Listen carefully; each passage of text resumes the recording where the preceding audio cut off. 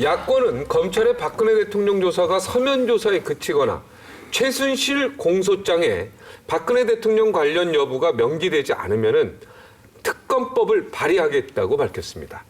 야당이 특검 후보를 단수로 추천하고요. 한 명으로 추천한다는 얘기죠. 그리고 파견 검사나 공무원 모두에게 기밀 유지를 의무화하면서 청와대나 검찰에 보고할 수 없도록 하는 별도 특검을 실시하자는 겁니다.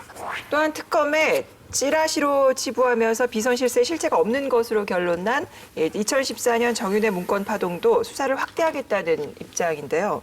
당시 검찰 수사가 제대로 됐다면 나라가 이 지경까지 오지 않았을 거라면서 검찰 부실 수사 과정을 되짚어보겠다는 취지입니다.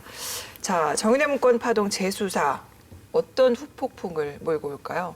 저는 이제 이런 걸 보면서 하나 또 생각이 드는 게 지금 미국에서 이제 대선이 있잖아요. 힐러리 클린턴이 이제 유력한 후보인데도 불구하고 FBI 국장이 클린턴이 했던 그 이메일 문제, 불법적인 이메일 사용에 대한 얘기를 선거를 임박해서 발표를 합니다. 그게 FBI 국장이 콤이라는 그 국장인데 이거를 발표를 하고 수사를 하겠다.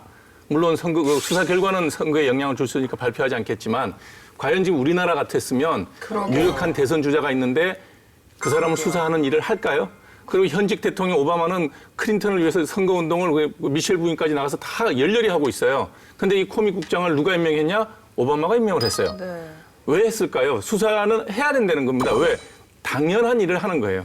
우리는 보면 늘 이런 사건이 터지고 난 다음에 뒷북 치면서 수사를 한 해 만에 특검을 임명 한 해 만에 그러는데 왜 공직자들이 자기 자리에 앉아있을 때 자기 할 일을 안 하냐는 거죠. 예. 이런 걸 보고 있으면 참 미국이란 나라가 우리보다 훨씬 시스템이 안정돼 있구나, 잘 돼 있구나. 정윤회 사건 벌어졌을 때 검찰에서 약간의 수사 의지만 있었어도 수사했을 거예요. 강민구 검사 이럴 때 한마디 해야죠. 검찰 반성 좀 하세요. 반성해야죠.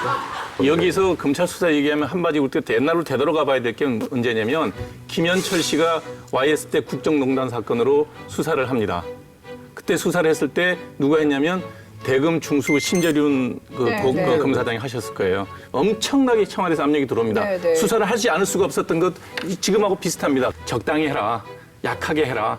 그리고 수사 다 해봐야 입 맞춰갖고 아무것도 안 돼요. 대통령께서 울고 계시다고 그러고. 네, 뭐 이런 식으로 맞아요. 네. 그런 식으로 해서 넘어가려고 그랬는데 끝까지 수사를 했고 그때 수사를 뭘로 기소를 하냐 그러면 두 가지로 기소를 합니다. 하나가 뭐냐면 알선 수재로 기소를 하고 또 하나가 뭐로 기소를 하냐면 뇌물수수. 아니요. 뇌물을 받았는데 그 뇌물을 소득 신고를 안 해갖고 탈세로 기소를 합니다. 그래서 실제로 법원에서는 알선 수재는 무죄가 나오고 마지막에 뭐가 나오냐면 탈세 혐의만 인정이 돼서 3년 선고를 받아요. 그거 수사를 하고 있는 도중에 영전을 시켜버립니다. 대구 고검장으로. 예. 국정을 농단한 거에 대해서는 아무런 처벌이 없고 그냥 정치 자금을 받았는데 세금 안 냈으니 기부를 받았는데 세금 안 냈으니 조세 탈루로 형을 선고를 받게 합니다. 그 정도밖에 못했어요. 지금 최순실 사건이 법원에 가면 어떤 형을 받을까요? 지금 들이대고 있는 제목으로 저도 제 추정으로는 비슷할 거라고 생각해요. 이미 정해졌잖아요. 사기 미수의 직권남용 이렇게 좀. 직권남용은 공무원이 아니기 때문에 되지도 않아요. 이거는 아예 법으로 성립되지도 않아요. 직권남용의 공범으로는 가능해요. 공범으로 되지만 주범을 처벌 안 하는데 공범이 처벌받겠습니까?